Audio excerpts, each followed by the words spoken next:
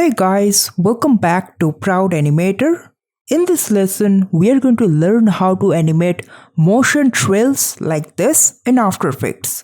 So let's start. So let's make a composition. I'm going to keep the resolution as 1920:1080, which is the full HD resolution, keeping the frame rate of 30 FPS. Press OK. Now I'm going to add a solid layer. For that, you can right click on anywhere in the empty area in timeline, go to new, go to solid, click on it, and I'm going to keep it 1920:1080, which is the resolution of this composition itself. Press OK. Let's rename it. Name it PG. Let's lock the layer. After that, we are going to draw a path with the help of this pen tool. Let's simply click and drag to bring this Bezier handle. After that, press and hold the shift key to snap it with the horizontal axis. Now I'm going to put another vertex over here. So simply click and drag to bring the vertex, to bring the Bezier handle like this. After that, I'm going to put another one over here. After that, another one over here, one over here, and then one over here. And we are going to complete the whole cycle. So we're going to fix the curve and make it a bit smooth.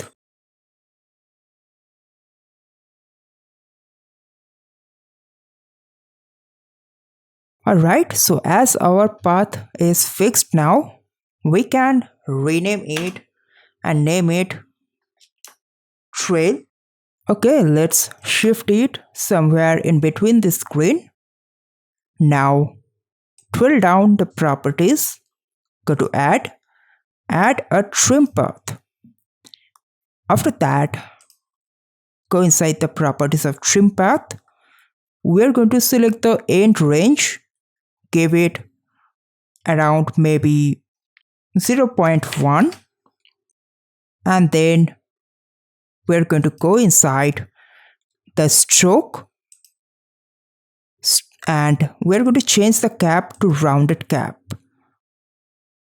Alright, so after that we're going to put a keyframe on offset, then jump on to next around 75 frames. We are going to again give an offset of 1. This is a 1 full rotation. Now if we preview our animation right now, let's bring the work area end and put it over here. If we preview the animation, it is going to look a bit linear. It's not going to look that good, but we are going to fix it. So if you observe the motion path carefully, then you can see this particular curve is where the ball is going to travel its maximum distance. So this particular curve will take maximum time and traveling the other curves will take lesser time.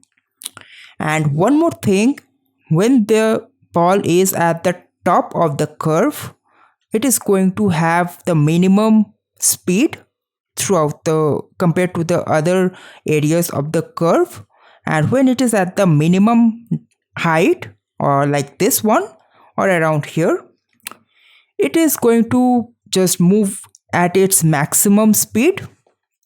And same thing is applicable for this curve or this curve. Here it is going to have minimum, here it is going to have maximum. Same with this curve. Okay, so now we are going to select these two keyframes, get inside the graph editor, and we are going to convert these keyframes into auto Bezier keyframes.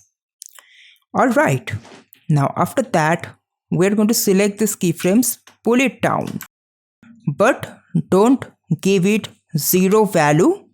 0 is where this is.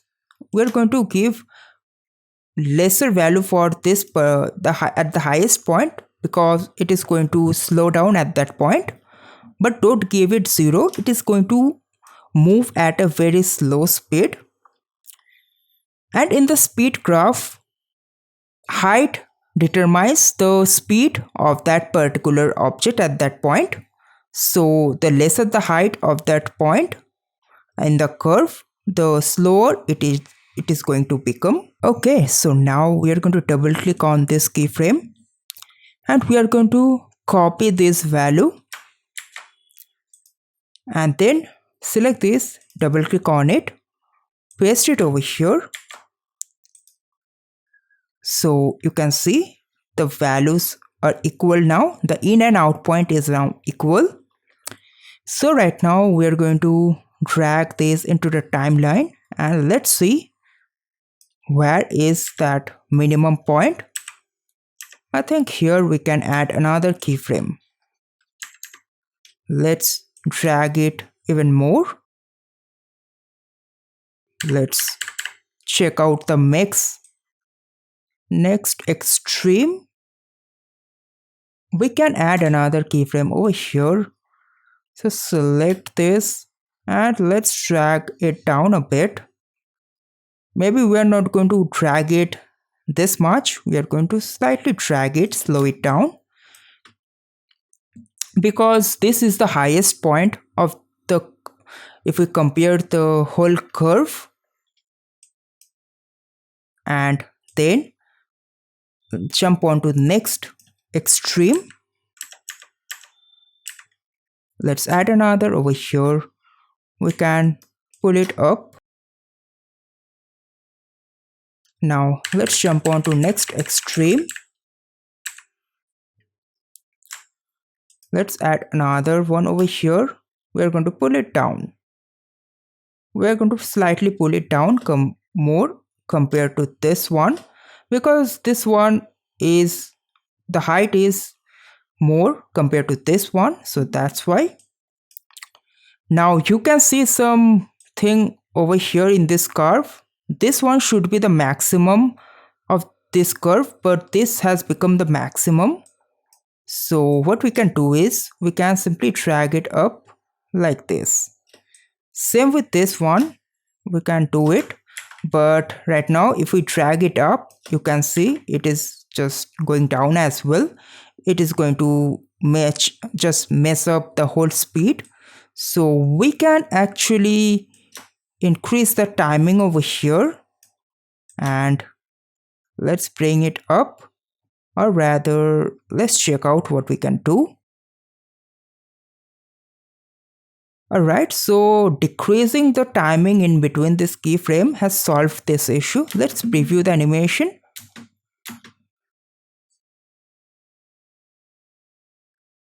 Okay, now we are getting this slightly stopping effect over here. Okay, so we have to match the values, so let's do that first.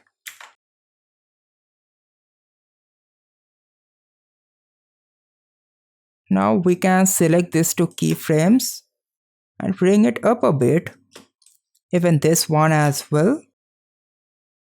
So you have to do some trial and error to fix the issue and make your animation perfect. So right now you can see a small curve like this. To fix it, you can either speed up this one. No, it's not. Yeah, it is fixing. Or rather, we can select the whole thing and slightly increase the timing or decrease the timing like this. Alright. So now we are going to select this, double click on it, copy this value, double click on it, paste it over here.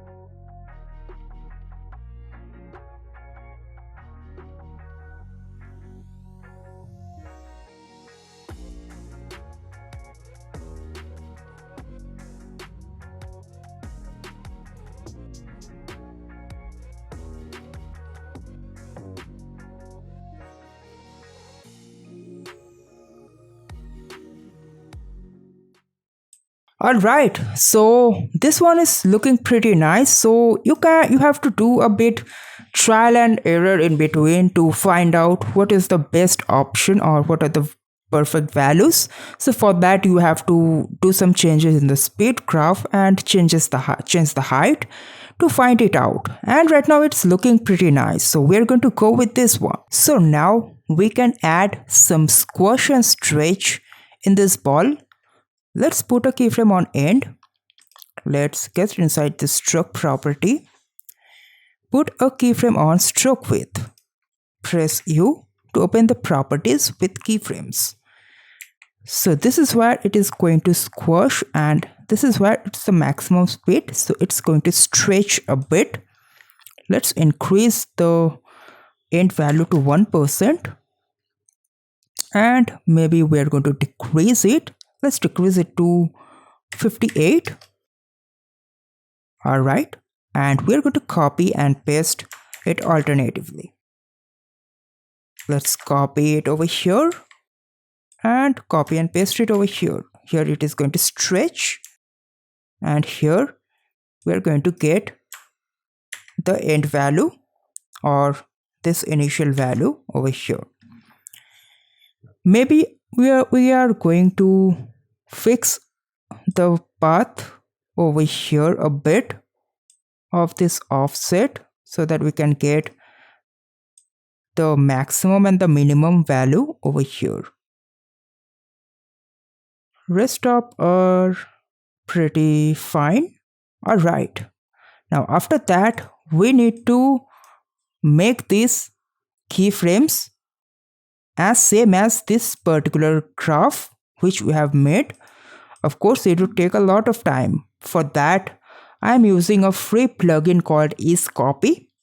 So simply select the keyframes, copy the keyframes, select these keyframes and we can simply paste the ease only. If we click on paste, go to graph editor, it is going to paste the graph in that particular manner like this. So right now it is going to play the same way. So if you want the plugin, I would give the link in the description. It's a free plugin, so you can check it from there and download it. Now we're going to put loop expressions over here, which is loop in plus loop out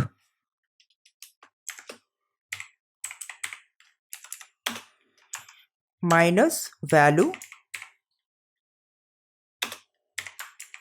Copy this expression, paste it in other of these properties and let's offset it.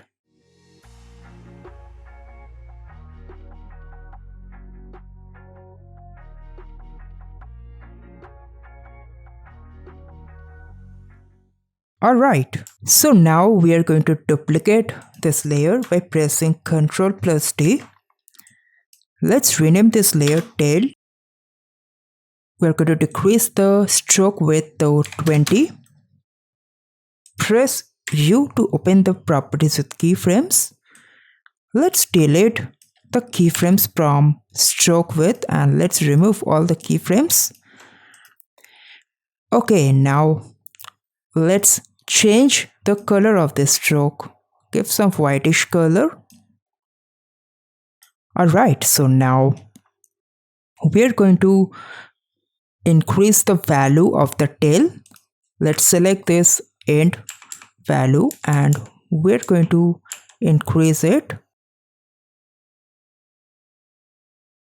Let's remove the offset for now. We're going to change the value and later on we can add offset.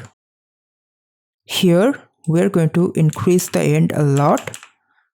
So where the speed will be huge, we are going to increase the length of this tail.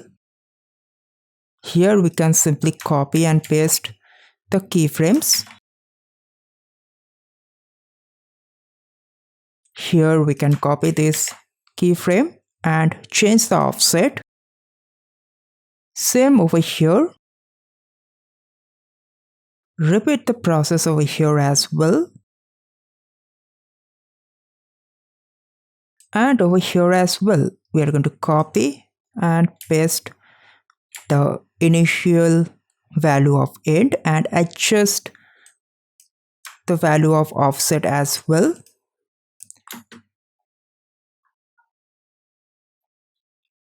Alright, so you can already see some tail effect over here.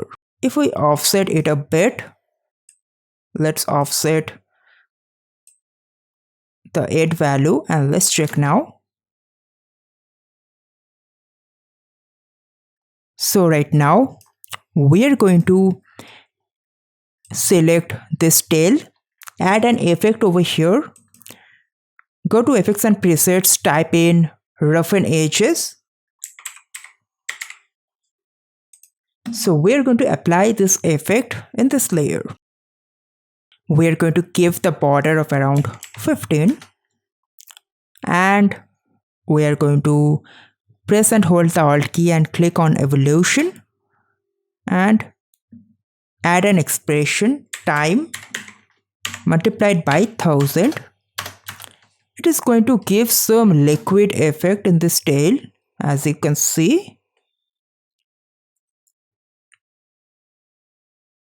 Alright, now after that we're going to select both these layers, pre-comp it together, name it motion trail. Let's open this composition.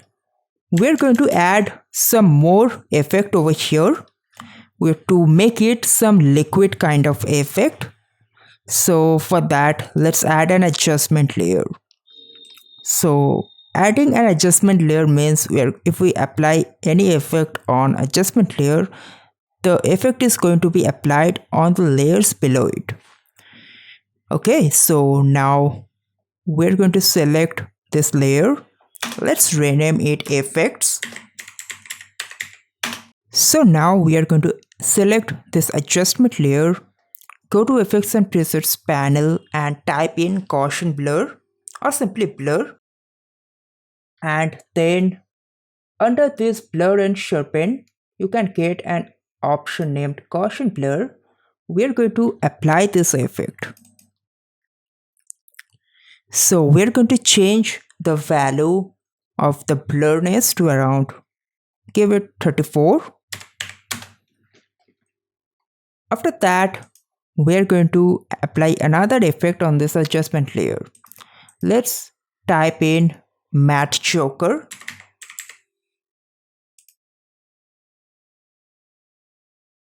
So under matte, this effect we are going to apply. So we are going to decrease the value of this choker one. Let's give it around 15. And then let's see what else we can do. We can give the softness of exact 0.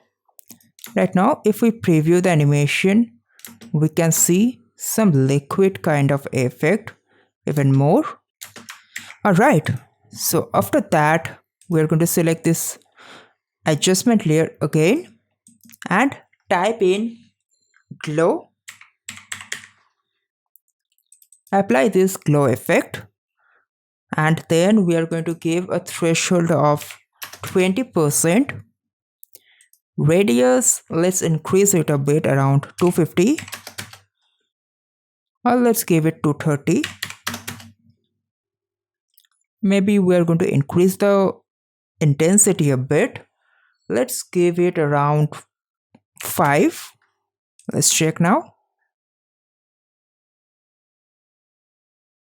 Alright, so that is how you can animate motion trail in After Effects. So I would highly recommend you to try it on your own, and do let me know in the comment section below if you have any doubt regarding this lesson. So that is it for this lesson. If you liked it, then make sure to hit the like button. If you have any doubt regarding the lesson, make sure to comment down. I will be happy to help you out. And if you are here for the first time, Make sure to subscribe the channel and hit the bell notification button to stay notified for all the future updates. Until then, goodbye.